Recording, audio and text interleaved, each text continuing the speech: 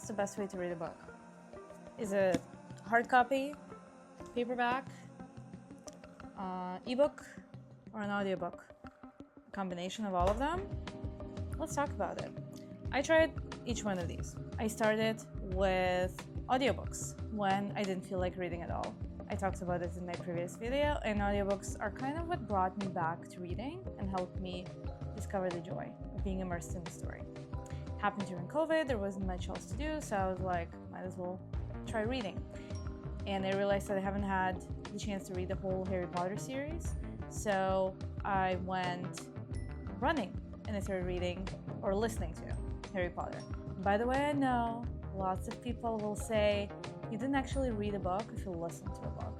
It's not the same thing. Hey, makes me happy, makes me feel productive, makes me feel like I'm multitasking and doing lots of things at once, but let's rank each one of those.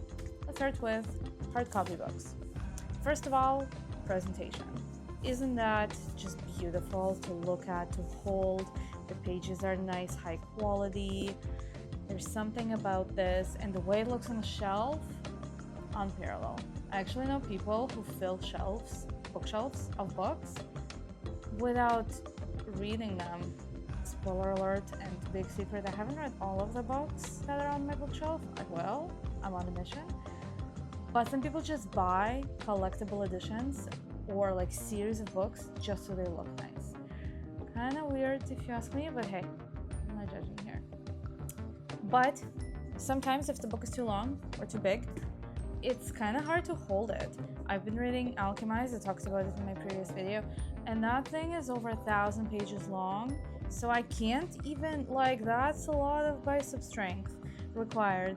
So I had to prop it up against my knee and kind of just read it like this, and then you don't want to stretch this thing too much or break it because that's so beautiful, and then the cover would slip, and it was hard when it comes to long books. So yes, for shorter books, longer books, I don't know. Paperback. By the way, this I found. If you walk around long enough in Toronto, there are boxes of books that people throw out, so that's a good find. And have you seen those little cute, how do you even call them, stands, where it's like a free library, you leave a book when you take a book? That's so cute. So paperback. That's easy to read, easy to take with you on an airplane or wherever.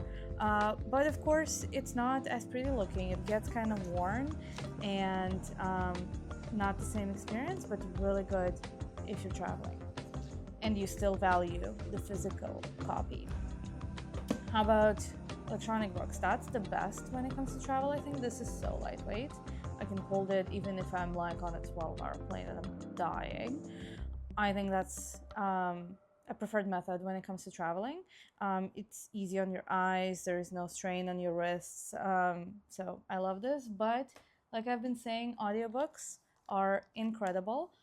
I probably gravitate most towards audiobooks. Don't come at me, that's still reading, because I love being productive. I love reading when I'm folding laundry, when I'm cleaning the house. Honestly, at this point in my life, Saturday afternoon spent at home folding laundry and listening to an audiobook is my definition of a good time. I don't know what to tell you, maybe I'm getting old. But audiobooks are awesome. And then there are different ways of reading an audiobook or listening to an audiobook. There are dramatized editions of select books, specifically romantasy books.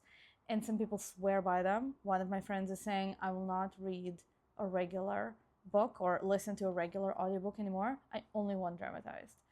There are special full cast performances that are not exactly dramatized, because dramatized has special effects. Like if you're flying on a dragon, there's dragon sounds and wind and whatever, explosions. And then there's also full cast where they hire actual actors to read different parts, so every character has a different voice. And they did it with Harry Potter recently. I don't know if it's for all of the books, I think just a few of them, but that's pretty cool.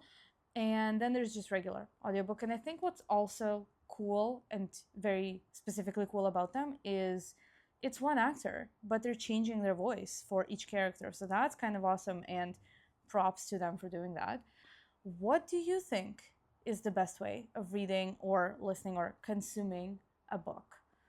Tell me in the comments what's your preferred method and whether or not listening to a book actually counts as reading, in your opinion.